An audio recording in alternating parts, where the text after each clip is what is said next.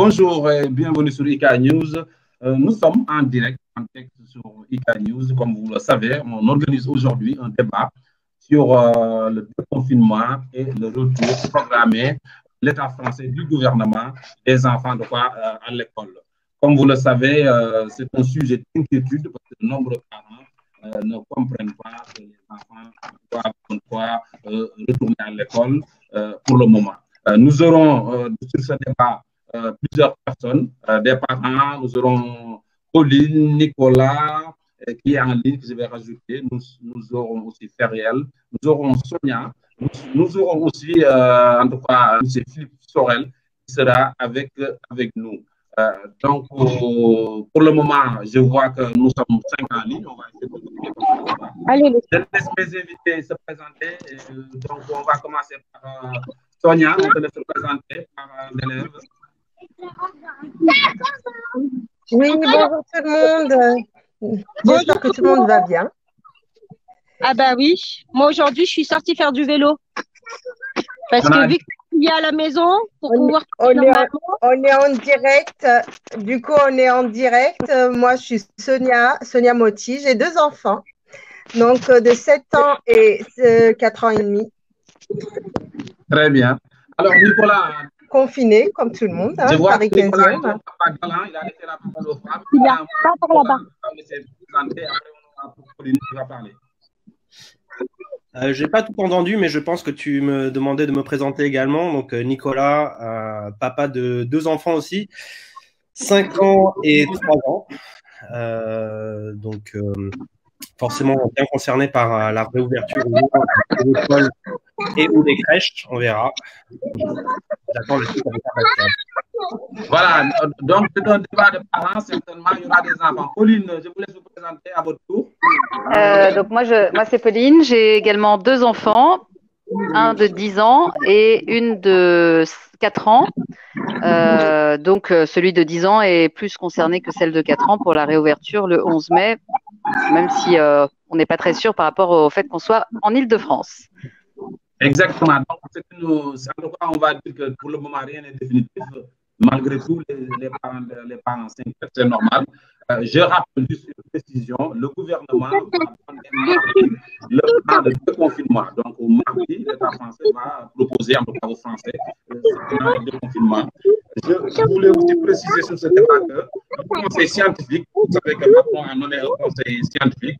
Ce conseil, en tout cas, a pris la décision de souhaiter que le déconfinement se passe, en tout cas la reprise de l'école se passe en septembre. L'Italie aussi, un pays européen, a pris cette décision pour ne pas mettre en jeu la vie des enfants.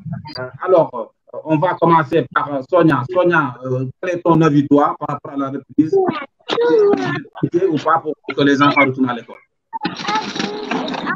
Écoutez, moi, je suis très sceptique, mais vraiment à remettre mes enfants à l'école. Je ne suis pas rassurée du tout. J'aimerais que Monsieur Blanquet, c'est ça, hein, Monsieur Ouais. Blanquet m'explique comment faire pour faire respecter les conditions de barrière à des enfants de 4 ans, par exemple, ou même de 7 ans, parce qu'ils vont respecter le premier jour, la première heure, et après, ça ne sera pas respecté. Donc, moi, j'ai plus de 40 ans, j'ai peur pour mes enfants et j'ai peur pour moi. Donc, moi, c'est vraiment, j'étais radicale. J'ai envoyé un mail à la directrice en lui disant que moi, je ne dépose pas mes enfants, ni le 11 mai, ni le 25 mai, ni le 25 juin. Donc, moi, je ne suis pas rassurée du tout. Voilà. Alors, on a aussi peut-être Pauline qui va rajouter un mot et après on passe la parole à Sonia. Alors effectivement, on a reçu un mail de la directrice de l'école qui nous disait que elle savait pas du tout comment ça allait se passer, si ça allait être par petits groupes, le matin ou l'après-midi. Donc de toute façon, moi, ça veut dire que de toute façon, je ne peux pas travailler parce que je travaille dans le 17e. J'ai 4 transports à prendre pour aller au travail. J'ai entendu également Valérie Pécresse qui disait qu'elle allait lisser l'heure de pointe au niveau des métros pour pas qu'il y ait trop de monde. Donc ça veut dire quoi? Ça veut dire lisser sur plusieurs heures, donc peut-être arriver en retard au travail. Et si en plus il faut aller les chercher à 11h30 parce qu'il y aura peut-être pas de cantine, enfin c'est pas possible. Moi, ce que j'aimerais savoir aussi, c'est si on ne les met pas à l'école, ce qu'a l'air de dire la directrice, qu'apparemment le gouvernement serait d'accord si on continue l'enseignement à distance comme c'est fait actuellement. Est-ce qu'on va continuer? Enfin, est-ce que les entreprises vont continuer à avoir des aides de l'État si les parents décident de ne pas les remettre à l'école et du coup, nous, continuer à être au chômage partiel et toucher quand même une partie de notre salaire? Très bien. Alors, et moi, je suis pour la reprise en septembre, effectivement, parce que je rajoute que j'ai mon ex-mari qui travaille pour une personne qui a son mari qui est directeur de clinique et lui, il est quand même au très près de l'épidémie et des médecins, et lui a clairement dit que ce n'était absolument pas raisonnable et que la meilleure chose, ce serait en septembre. Merci. Donc, pour vous, voilà, vous préférez en tout cas patienter pour le moment. Ariel, en tant que parent aussi, quelle est ta position par rapport à cette décision aussi? En fait, moi, je suis assez mitigée parce que d'un côté, je me dis que quand même, le virus n'est pas arrivé au mois de mars, faut pas se leurrer, il est arrivé bien avant. Donc, nos enfants ont été bien évidemment à l'école à ce moment-là, que ça soit au mois de février, que ça soit au mois de mars. Donc, pendant 1 mois et demi, ils ont été exposés sans aucune précaution qui a été prise, ni pour nous, ni pour eux, et encore plus pour eux, où ils étaient nombreux par classe, ou tout. Donc, c'est vrai que je me pose des questions. Est-ce que s'il y a vraiment de vraies mesures qui sont prises? Moi, j'ai envoyé un mail à la directrice parce que ma fille qui est en CP est concernée par la reprise, en lui disant que je voudrais réellement avoir des précisions sur sur ce qui doit être fait, les précautions qui doivent être prises. Ça veut dire que si on prend réellement des précautions, peut-être, oui, je pense que je remettrai parce que de toute façon, moi, il faudrait que je retourne travailler. Donc, j'aurais pas forcément un choix énorme, mais aussi pour les enfants, pour qu'ils reprennent une vie, parce que moi, je suis en train de les voir à l'heure actuelle, ils sont complètement déboussolés, ils n'arrivent plus à rien gérer, ils commencent à être surexcités, à ne plus rien supporter. Donc, pour leur bien-être, équilibre, oui, mais sous certaines conditions. Ça va dépendre des informations qu'on va avoir et qu'on n'a toujours pas. On n'a aucune information concrète pour nous rassurer si on doit les mettre. Moi, j'avais un truc à rajouter. Ils disent qu'ils vont tester que les gens qui ont des symptômes. Sauf que là, on n'a rien eu. On a été en confinement. Apparemment, on n'a rien développé. Mais on peut être, nous, asymptomatiques ou ne rien avoir du tout. Ça veut dire que demain, on est déconfiné. On peut croiser quelqu'un qui l'a attrapé en ressortant du déconfinement, du confinement, et choper quelque chose. Et nous, on est clairement dans des âges où on est à risque. Moi, j'ai 42 ans. J'ai vu des gens enfin, voilà, il y en a qui sont allés en réanimation, quoi. Donc, ils peuvent, en retournant à l'école, nous ramener quelque chose parce que peut-être que d'autres parents sont moins vigilants ou j'en sais rien, parce que tout le monde n'a pas suivi le confinement à la lettre, on le sait. Et moi, je vois même quand je vais faire mes courses, les gens, ils frôlent, hein, ils ne font pas les mesures barrières. Hein. Donc, effectivement, voilà. Je voulais juste dire que de temps en temps, selon le bruit qui a capté, je coupe le micro, mais ne vous inquiétez pas, je vous donnerai la parole. On a aussi Alima, qui est un parent, qui est une maman, qui est en ligne. Alima, reste en ligne, on va te prendre tout à l'heure. On n'a pas encore vu sur elle, mais normalement, qui doit participer. Monsieur Nicolas, alors, je vous laisse la parole. Voilà, les hommes sont galants, c'est connu. Hein. À vous. Moi, selon l'état actuel des connaissances scientifiques, les enfants eux-mêmes sont pas trop à risque de développer les cas les plus sévères de cette maladie. Donc, je pense que de toute façon, la question qui se pose, c'est plutôt, oui, les gens qui sont en contact avec ces enfants-là, c'est eux qui vont être plus exposés suite à la réouverture des écoles. Donc, qui sont les personnes les plus à risque? Effectivement, hein, Pauline, tu disais que à 42 ans, on est un peu à risque. Oui, et dans de très rares cas, hein, c'est surtout les personnes âgées qui sont à risque. Donc, moi, j'y vois vraiment pas d'inconvénient dans le sens où, pour l'instant, on n'a pas de vaccin, on n'a pas de traitement. Donc, si on veut commencer à retrouver une vie soi-disant normale, elle sera pas normale, hein, mais il y a plusieurs façons de combattre le virus. Il y a les vaccins, il y a les traitements et il y a l'immunité de groupe. Donc, l'immunité de groupe, c'est quand un nombre suffisant de personnes ont été exposées au virus et du coup immunisées et ne le transmettent pas. Aujourd'hui, il y a tellement peu de personnes en France qui ont contracté le virus que cette immunité-là, elle n'existe pas. Je pense que le but du confinement, c'était de ne pas submerger les hôpitaux pour que s'il y a des cas vraiment graves, on puisse les traiter. Je pense qu'il faut, tant qu'on n'a pas de traitement, il faut juste accepter le fait que petit à petit, la population française va devoir s'exposer progressivement à ce virus. Et personnellement, je pense que partir des enfants et de leurs parents, qui sont les populations peut-être les moins à risque, ça veut pas dire qu'il n'y aura pas de tragédie, hein, mais c'est quand même, selon l'état actuel des connaissances scientifiques, sont les moins à risque. Je trouve que c'est une bonne première étape pour commencer à diffuser un peu plus ce virus dans la population. En revanche, il faut évidemment que des parents qui vivent avec des personnes âgées ou qui sont en contact régulier avec des personnes âgées ou qui ont des problèmes de santé qui les mettent davantage à risque, qui puissent évidemment dire non, je ne mets pas mes enfants à l'école. Donc, il faut qu'il y ait ce choix-là. Mais de manière générale, pour les foyers comme mon foyer, où on est à on a 2 enfants en bas âge. Ma mère, on l'a fréquentée, mais on la fréquente plus parce que elle a plus de 70 ans. Mais je pense qu'il faut qu'on fasse circuler un peu le virus dans la population. Merci Nicolas. Nicolas est en train de parler d'un argument. Il y a des informations qui circulent comme quoi que pour qu'il y ait moins de danger, pour le moment, il n'y a que 6% de personnes qui sont touchées ou immunisées.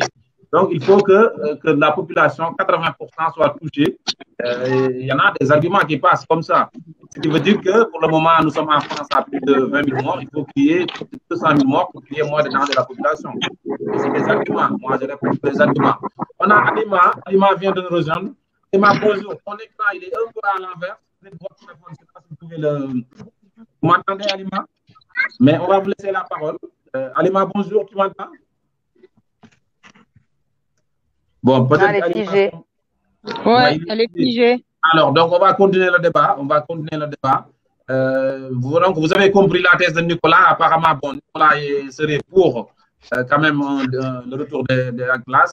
Sonia, est-ce que ça te rassure ou ça t'inquiète encore un peu plus? Pardon, je n'ai pas entendu. En fait, Nicolas, ce qu'il disait, il disait que voilà, les enfants sont moins à risque et qu'ils pouvaient retourner à l'école à peu près. Oui, non. Moi, je ne suis pas d'accord du tout. Dans ces cas-là, s'ils veulent faire sortir tout le monde, enfin, pourquoi pas commencer à parler commerce, par exemple, pour voir déjà. Nos enfants ne sont pas des cobayes. Pour moi, c'est ça. C'est ce que je comprends. Donc, pourquoi pas commencer par autre que les écoles, hein, les sociétés, la défense, par exemple. Tout le monde va travailler en respectant. Et après, on verra pour les écoles. Très bien. Alors, Pauline. À partir du moment où ils disent que, par exemple, les bars et les restaurants vont pas encore être ouverts et que ça a fait partie des premières choses fermées et les écoles ont été les premières à fermer, je vois pas pourquoi les écoles seraient les premières à réouvrir. Moi, la question que je vous pose, c'est est-ce que finalement, on ne fait pas prendre de la population des risques? On a vu que pendant les élections, le gouvernement a fait campagne pour pousser la population à aller voter en disant que ce n'était pas grave. Donc, pour des masques, on disait que non, le public n'a pas besoin de masques. On a fait campagne dans ce sens. Maintenant que cette thèse ne les arrange plus, entre guillemets, ils prônent le contraire. Est-ce que là aussi, pour le retour de l'école, ils ne sont pas simplement encore en train de prendre une thèse pour des raisons économiques? En fait, il y a beaucoup de contradictions. C'est-à-dire qu'ils nous ont dit oui, vous pouvez aller voter. Après, on s'est aperçu qu'il y avait beaucoup d'assesseurs des bureaux de vote qui avaient été contaminés. Finalement, au début, parce qu'ils n'avaient pas de masque, ils nous disaient non, le masque, c'est pas obligatoire. Maintenant, il va être obligatoire. Donc, à chaque fois, ils disent tout et son contraire. Donc, je pense qu'eux-mêmes ne savent pas ce qu'il faut faire. Très bien. Bon, Feriel, loin de se dénoncer, de temps en temps, je mets ton micro parce que je crois que les enfants font du bruit. pas changer ton micro. Mais quand fait... tu veux parler, dès que tu fais comme ça, tu donnes la parole. D'accord. Voilà. Et maintenant, vous, est-ce que vous pensez, la question qu'il y en a qui dit que il y a des conseils, des consignes, comme quoi les enfants doivent respecter la distanciation 1 mètre, et aussi pour mettre les masques. Alors ça, comment on peut faire respecter à des enfants de la maternelle toute la journée la distance entre eux? Pour vous, ça paraît irréaliste. En même temps, pour le port de masque, quel est votre avis à chacun de vous sur ce sujet? C'est pas possible. Non, non, en maternelle, jamais les enfants vont porter des masques, jamais ils ne vont pas se toucher le visage, jamais ils ne vont pas jouer entre eux. Ça, c'est impossible. D'ailleurs, si on regarde les recommandations du Conseil scientifique sur l'ouverture des écoles, les préconisations sont effectivement de porter des masques, d'être en distanciation physique, etc. Mais il y a quand même un astérisque qui dit en maternelle, on sait que ça va être très difficile. C'est préconisé, mais évidemment, il se doute bien qu'en maternelle, ça ne sera pas possible. Après, il donne des pistes pour respecter au maximum les choses. Donc, échelonner les sorties de classe pour que les différents groupes ne se croisent pas, plutôt que d'aller à la cantine manger directement dans les classes. Puis pareil, diviser les classes en deux pour qu'il y ait moins de monde au même moment dans la classe.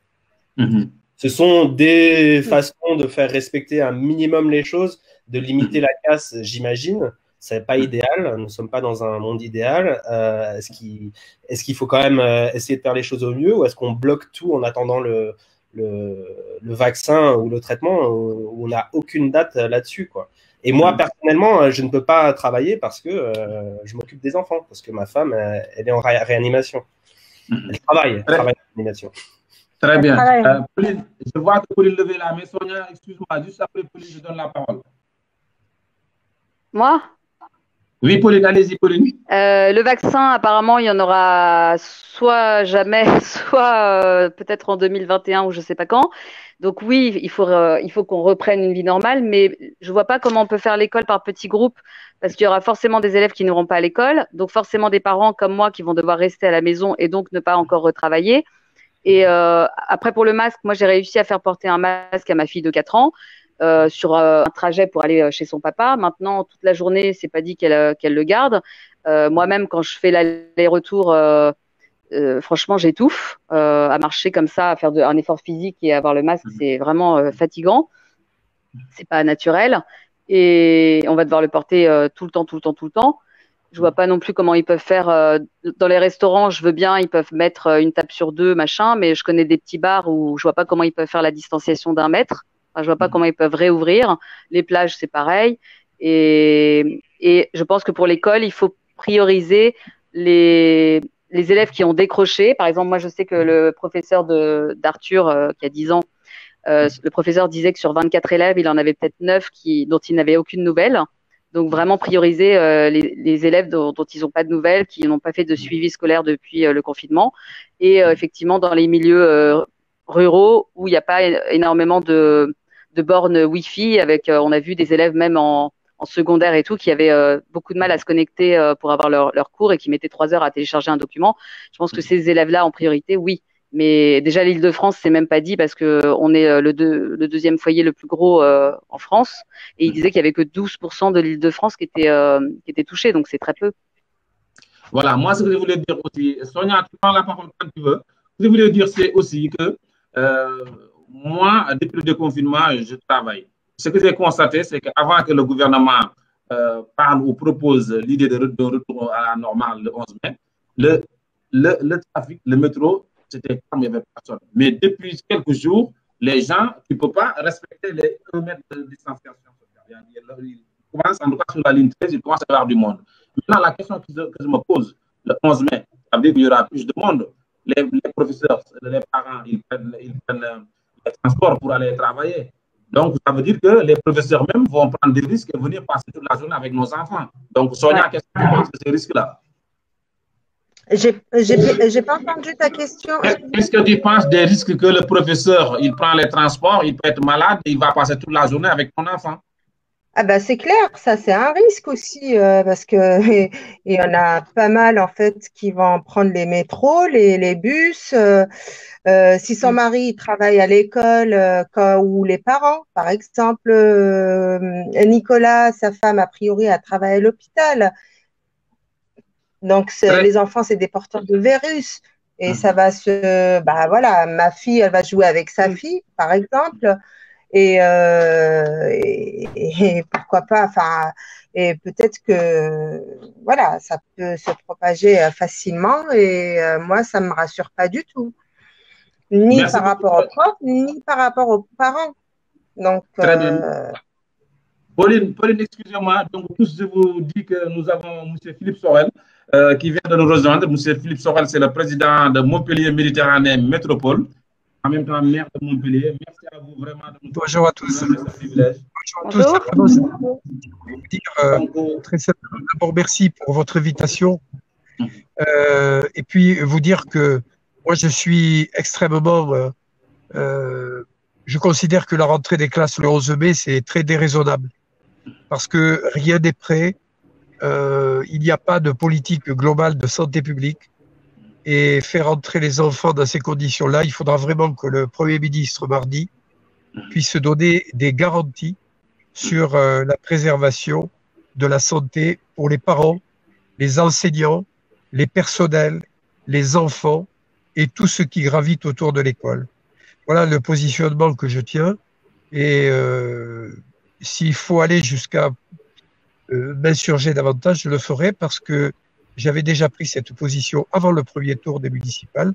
Et vous avez tous vu ce qui s'est produit. Il y a eu des morts, il y a eu des malades, il y a eu des élus qui sont décédés. Ce virus, c'est pas la grippe. C'est un virus extrêmement dangereux qui sévit sur toute la planète. Voilà, merci beaucoup. Monsieur le maire, juste excusez-moi, une petite question. Vous savez que le conseil scientifique souhaitait en tout cas le retour de l'école en septembre. L'Italie aussi a pris la décision de renvoyer l'école jusqu'en septembre. Vous m'avez entendu? Ouais, je vous ai pas compris. C'était coupé sans arrêt. Voilà, je disais que le conseil scientifique, le comité scientifique souhaitait la reprise en septembre. L'Italie aussi prône la reprise en septembre, ce qui veut dire que votre position semble en tout cas a priori être voilà. Qu'est-ce que vous pensez de la reprise en septembre, comme le comité scientifique, comme l'Italie, comme le Portugal, comme beaucoup d'autres pays. Il faut être prudent, très prudent. Merci beaucoup, M. Sorel. On va vous laisser s'occuper des activités de Montpellier. En tout cas, merci beaucoup pour cette participation. Merci, à bientôt. Bon, on va continuer notre débat. Pauline, oui, je vois que vous voulez rajouter quelque chose. Je vous écoute. Moi, je ne vois pas comment on peut faire de la distanciation dans le métro. Je prends un cas comme le mien. Tous les jours, pour aller travailler, je prends donc 4 transports le matin et le soir, à raison de 1 tramway, 2 métros, 1 bus, matin et soir.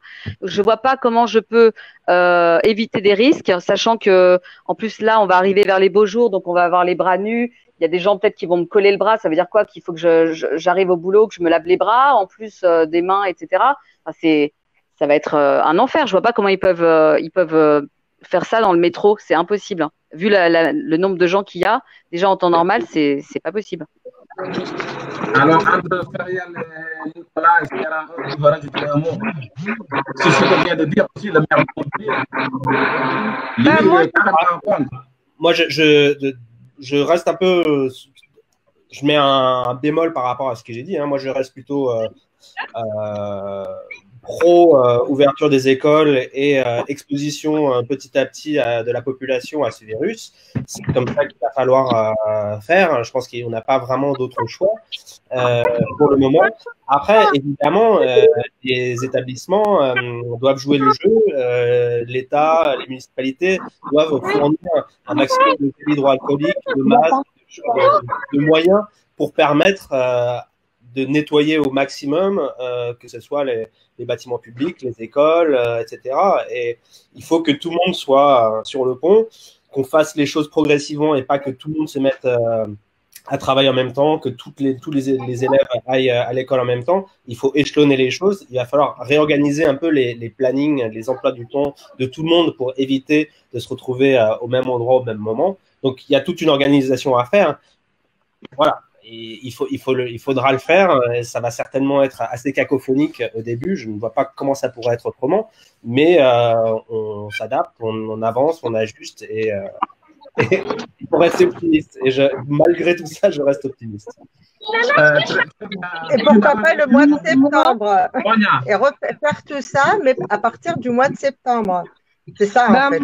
On sera obligé de sortir à un moment donné.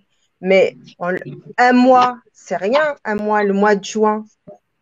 Voilà, on va continuer à s'adapter à l'école. Voilà. Donner des cours, comme on fait là depuis 2 mois. Et le mois de septembre, on verra pour… là, de toute façon, on n'aura pas le choix à un moment donné. Est-ce que même c'est intéressant de reprendre l'école en sachant que c'est presque la fin de l'année et on est au mois de mai bientôt et voilà, 2 mois, est-ce que ça vaut le coup de prendre autant de risques pour les enfants?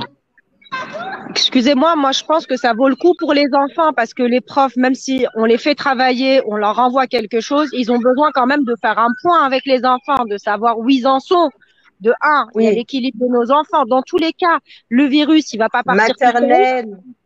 Internet, c'est pas la même chose. C'est une chose, Sonia. Internet, on envoie les documents, mais ils voient pas comment l'enfant évolue au quotidien. Les enfants, ils ont une pression psychologiquement pour eux, c'est très lourd. Et de toute façon, il faut qu'on sorte. Et moi, je pense que progressivement est la meilleure des choses. De toute façon, au bout d'un moment, il faudrait qu'on arrive à trouver une solution. Si on doit attendre le vaccin, on va en avoir encore pour 1 an. Un traitement, ils sont en train de tester. Après, il faut réellement que les gens prennent conscience. Moi, je vois que les enfants, même petits, ils sont conscients qu'il faut pas s'approcher. Ils ont conscience qu'il faut se nettoyer les mains au quotidien. Voilà. Après, c'est aux parents aussi de jouer le jeu et d'expliquer aux enfants et que les écoles prennent des précautions, que ça soit une semaine un groupe, une semaine un autre groupe. Très, très bien. Je vous vois plus bien parce que voilà. Alors, Pauline, vous voulez rajouter quelque chose à vous? Concernant les masques, apparemment les masques ne sont valables que pendant 4 heures. Donc il faudrait déjà avoir la certitude qu'ils puissent renouveler les masques toutes les 4 heures. C'est pas une évidence. Et faire comme dit Feriel, des petits groupes une semaine sur une semaine, mais ça veut dire que nous, parents, on va travailler une semaine sur 2. Enfin, je vois pas comment ça peut être mis en place. Là. En tout cas, je voulais juste préciser quelque chose. On t'entend pas là. On t'entend pas, Ibra. On n'entend pas, Feriel, on n'entend pas. Alors, je vous disais, je disais que toute la journée, je travaille avec le masque. Même pour un adulte, c'est sûr. Même pour un adulte. J'ai pas entendu parce qu'il y a le bruit de Feriel, on n'entend pas. Ouais, je coupe le. Voilà. Donc, je disais que je travaille toute la journée, moi, avec un masque. Mais pour vous dire, c'est super difficile, même pour un adulte. Donc, pour un enfant, même 1 heure, ça sera super compliqué. Ouais, c'est ce que je disais tout à l'heure. Ah non, c'est compliqué, ça, c'est juste… Après, sinon, on peut faire le pari de rentrer en septembre et de faire le déconfinement sur les vacances d'été, quand on va se remélanger un peu à la population pour les vacances, je sais pas moi. Bon, en tout cas, si vous voulez rajouter quelque chose, je pense que le débat, ça fait 30 minutes qu'on débat et après, si c'est trop long. C'est qu'on n'a pas pu avoir Alima. Alima est apparu, mais il a un problème de son. Donc, je vais vous laisser chacun une parole pour conclure et que voilà. Merci à vous. Nicolas, on va donner la parole en premier, vu que les hommes sont galants comme d'habitude. Oui, pour les enfants. Donc, moi, ce que je préconise, ça veut dire que si les gens veulent être un minimum de vacances d'été pour leurs enfants, si on veut espérer partir même en France au mois d'août, faudrait peut-être commencer maintenant, se retrouver déconfinés d'un coup, les gens vont se huer. Donc, autant aller progressivement. Donc, moi, je me dis, si on commence doucement en mai, que les gens commencent à prendre les barrières et qu'il y ait une évolution de toute façon scientifiquement, ils continuent les recherches, ils continuent à essayer de trouver des traitements et un virus vient et part tout seul. C'est ce qu'il faut savoir. Il est là, mais il peut partir. C'est comme, la grippe espagnole ou autre. Donc, il faut positiver et essayer de trouver des solutions. C'est le corona. Avant qu'on conclue, juste la seule chose que je voulais dire, c'est que là, on ne prend pas tous, en retournant à l'école, en sortant dehors, à prendre le risque de se confronter à une deuxième vague. Oui, moi, j'ai très peur de la deuxième vague. Au déconfinement, je pense qu'il y aura une deuxième vague. De toute C'est clair. façon, on aura la deuxième vague. Moi, Ça, je pense qu'on fera partie de alors, des imaginons, cas à imaginons, risque, parce que imaginons une deuxième vague et un deuxième confinement. de 40 ans. Pour l'instant, on fait que des suppositions, mais imaginons Là, que tout le monde sort et qu'il y a une deuxième vague, que l'État décide de nous faire un deuxième confinement. Tout l'été, le soleil là, sonne, tu ne vas pas te bronzer, tu ne vas pas bronzer, quoi. Donc, je disais que, imaginez qu'on prenne le risque de retour de sortir. Et qu'après qu'il y a une deuxième vague et que du coup, l'État est obligé de faire un deuxième confinement.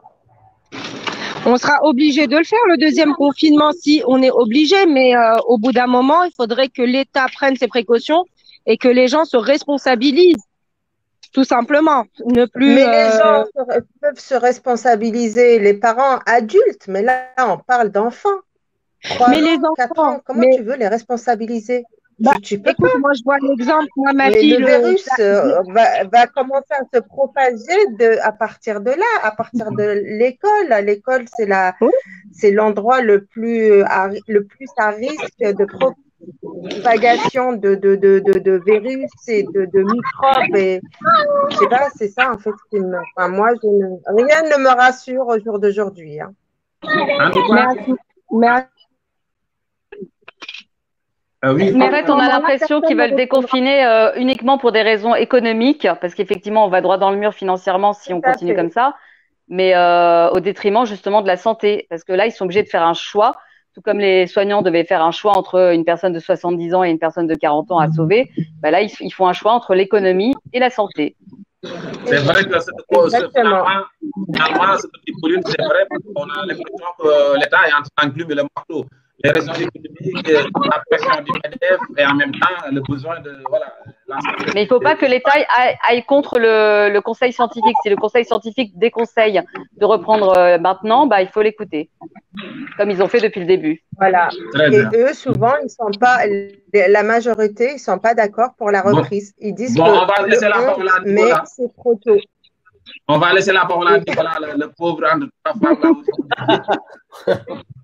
Non, évidemment, moi, je suis le premier à dire que si le conseil scientifique dit que c'est vraiment une très mauvaise idée de déconfiner, d'envoyer les enfants à l'école, il faut suivre la science. Hein. C'est les scientifiques qui donnent les informations les plus fiables et les plus justes à un moment, à un instant T. Évidemment, ça évolue hein, avec les découvertes, les recherches et tout ça. Moi, je sais que le confinement, c'était avant tout pour éviter une tragédie massive, la surcharge. Et ma femme qui travaille en réanimation me fait bien comprendre que le pic a été passé, que ça se passe mieux, etc. Donc, de ce qu'on en a compris, les mesures étaient plutôt efficaces pour éviter un tri massif des patients qui arrivent en réanimation. Donc, effectivement, du coup, c'est peut-être aussi pour cette raison-là que un déconfinement progressif peut déjà s'envisager. Parce que l'urgence n'est plus la même. Le confinement, c'est quelque chose d'extrême. Hein, et c'est pas quelque chose qu'on sort comme ça. Hein, c'est extrême. On l'a fait pour sauver des vies. Là, ça a l'air d'aller mieux. On déconfine un peu. Si jamais ça reprend la saturation des réanimations, on se reconfinera. Mais voilà, c'est une situation inédite. Personne n'est préparé à ce genre de choses. On tâtonne. Personne ne veut voir mourir des gens. Les morts, c'est mauvais pour l'économie aussi. Hein. Moi, je suis pas. J'évite d'être trop critique envers le gouvernement et de ne voir que tout en noir et en blanc. Ils font ce qu'ils peuvent. Évidemment, l'économie, il faut la prendre en compte aussi. Mais la priorité, c'est la santé. Et si le conseil scientifique préconise vraiment de ne pas rouvrir les écoles, bah, il faut les suivre. C'est eux qui sont les experts, hein, c'est pas les autres. Le ministre parle mardi, c'est ça? Le gouvernement va donner mardi le plan du déconfinement. À quelle heure, tu sais ou pas? Je ne sais pas encore, mais je pense que dans tous les cas, on sera mieux éclairé mardi dans la journée au fin du travail. Et il faudrait tester un maximum de personnes parce qu'il faudrait qu'on sache tous ceux qui l'ont eu ou pas. Oui, mais c'est ce qui est compliqué. En tout cas, pour le moment, on peut avoir l'impression que le gouvernement donne en quelque sorte C'est compliqué, mais regarde en Allemagne, ils testent énormément de gens. Pourquoi nous, on n'y arriverait pas? Non, mais nous, déjà, ce qui est grave, c'est qu'on est un pays développé et que depuis le début, on ne peut même pas fournir des masques quand même à la population, alors que ça fait plus au moins depuis un mois. Donc ça aussi, la pénurie des masques aussi, on n'en a pas parlé, mais c'est aussi un point faible.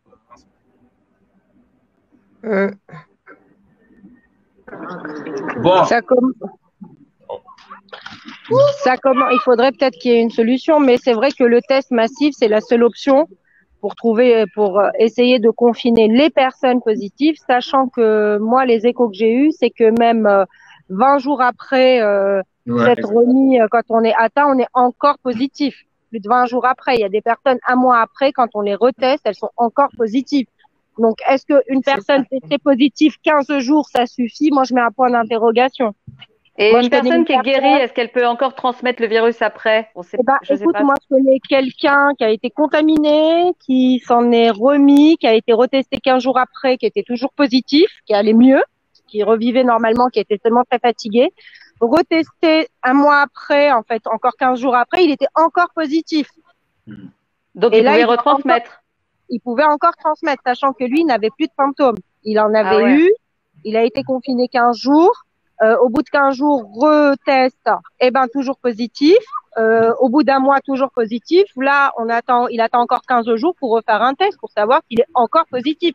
Donc, le timing des 15 jours, je mets un point aussi d'interrogation. Et est-ce qu'on peut l'avoir 2 fois? On ne sait pas tout ça. Bah non, personne ne peut. Là, on nage dans le flou. Tous. Ils disent aussi que le pourcentage d'immunité, il faut un certain pourcentage, mais on ne sait pas si on aura tous ce pourcentage-là. En tout cas, une chose est sûre, pour l'instant, Covid-19 reste énigmatique. Et le principe de précaution voudrait vraiment que personne ne risque qu'on fait, que tout le monde fasse vraiment très attention. Parce que pour l'instant, on fait même les scientifiques, les chercheurs, voilà, tout le monde donne, mais il n'y a rien à faire. Donc, raison de plus. Donc, je vais vous laisser chacun 1 minute pour conclure et en tout cas, en vous remerciant d'avance. Pauline, un mot de fin?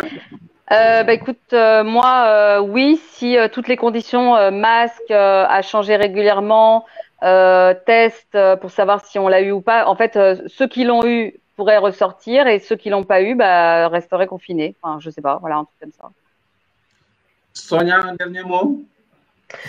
Moi, je reste toujours sur le point de je ne fais pas confiance, mes enfants ne sont pas des cobayes et je ne les mettrai pas à l'école jusqu'à le mois de septembre, on verra.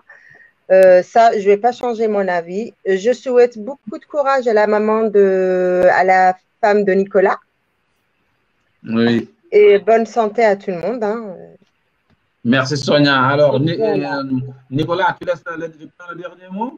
On laisse conclure. Ouais, espérons que les choses se passent bien, évidemment.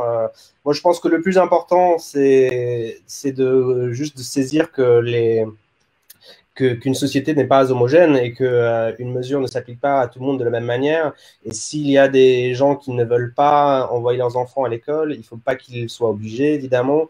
S'il y a des gens qui ont des personnes âgées dans les foyers au sein de la famille, eh bien, raison de plus pour ne pas envoyer leurs enfants à l'école où il y a plus de chances de contracter le Covid. Donc, je pense qu'il faut rester assez souple sur ce déconfinement au niveau des enfants, voir quels sont les enfants qui ont peut-être le plus besoin de reconnecter avec la République, pour voir quelles personnes ont le plus besoin de l'école, pour voir les prioriser, pour qu'il n'y ait pas tout le monde en même temps. Ça va être un gros bazar d'organisation, mais voilà, c'est le fait que ça soit un peu sur le long terme, cette crise, ça nous permet aussi d'apprendre à s'adapter de semaine en semaine, et j'espère que ça va réussir. Et surtout que l'État continue d'aider les entreprises pour qu'ils nous payent notre salaire si on choisit justement de ne pas mettre nos enfants à l'école. Tout à fait, ça c'est très important. Qu'on ne soit pas pénalisé de ce choix-là, qui serait un choix qu'on estime raisonnable, et voilà. Très bien. Moi, tout ce que j'ai à dire, c'est que j'espère que le monde va comprendre qu'il faut quand même rester solidaire, que les gens vont continuer à s'entraider, et que de toute façon, rien ne vaut la santé, malgré tout, qu'on le veuille ou non, parce que là, on le voit bien. On se retrouve maintenant que la personne soit riche, pauvre ou autre, c'est la santé qui prime, on est tous dans le même sac. Donc j'espère juste que le monde va se réveiller et prendre conscience de certaines choses, que ça soit les États, économiquement, tout parlant, et qu'on s'en sorte un maximum indemne, tout simplement. Et surtout qu'on modifie nos comportements sur le long terme pour arrêter de détruire cette planète, parce que c'est la seule qu'on a. Oui. On n'a pas une deuxième planète où aller. Ah bah oui, non, là, je pense que oui, parce que là, sinon, il faudrait qu'on trouve une autre planète et je pense pas qu'on ait tous les moyens. Et là, quand on voit que la pollution a baissé d'une façon phénoménale, bon, bah, tant mieux, l'air est respirable. Donc, il y a quand même beaucoup de choses à reprendre en question. Mine de rien, c'est une épidémie qui nous aura fait un bon choc, mais qui est positif pour la planète, positif pour l'humanité d'un côté et d'un côté négatif, mais qui nous permet en même temps de prendre conscience qu'il y a des choses beaucoup plus importantes dans la vie que l'économie, entre guillemets. Même si c'est ça. De toute façon, pour faire des grands changements, il y a toujours eu des choses comme ça pour que l'homme se réveille un peu. Ah, oui, dis donc, on va organiser un autre débat là, sur l'environnement, sur plein de choses. Sur l'après. Vas-y, Ibra, vas-y, on est confinés, on peut. Très bien. On a fini notre ménage, on a fini de faire le tri des vêtements. Voilà. Non. Moi, le matin, mes études fait, mais pas le matin, on travaille. On est maîtresse, s'il te plaît. Très bien. Merci beaucoup. Merci à tous. Merci. Au revoir tout le monde. Bon courage. Merci beaucoup. Au revoir. Pour un débat sur le déconfinement et les risques ou les craintes des parents. C'est vraiment à tous d'avoir participé à ce débat. Je rappelle que nous avions vraiment l'immense plaisir d'avoir aussi, avec vous aussi, la présence de M. Philippe Sorel, qui est le maire de Montpellier, mais aussi le président de Montpellier Méditerranée Métropole et maire, voilà. Merci à M. Sorel de nous avoir accordé un peu de son temps. Je rappelle juste que l'humanité vit un présent historique, malgré vraiment un temps, c'est du jamais vu. D'habitude, l'actualité ou les catastrophes, on le vit selon un continent. On voit qu'un tel pays est vraiment dans des difficultés. Mais c'est la première fois que l'humanité entière vit un moment historique où tous les problèmes sont vraiment planétaires. Il n'y a aucune solution pour le moment. Et je rappelle juste que Covid-19 a déjà fait plus de 190 000 morts à travers la planète. Et là, au moment où je vous parle, c'est vraiment historique parce qu'il n'y a aucun avion qui vole, il n'y a plus les frontières sont fermées, c'est historique. Et je pense que ce moment, on l'apprendra, on le vit aujourd'hui, mais il ne faut pas le prendre au léger parce qu'on va l'apprendre de la même façon qu'on apprenait dans l'histoire la Première Guerre mondiale, Hiroshima ou Nagasaki ou les grandes guerres. Vraiment, c'est historique. Beaucoup de personnes ont perdu la vie. Et ce qui reste pour les enfants, tout l'important de faire ce débat sur en fait, le retour des enfants à l'école. Merci beaucoup. Merci à Pauline encore une fois. Merci à Sonia, Nicolas, Ferrier. Merci à toi. Le débat pour votre et à bientôt. Merci à beaucoup. bientôt. Bye bye. Thank you.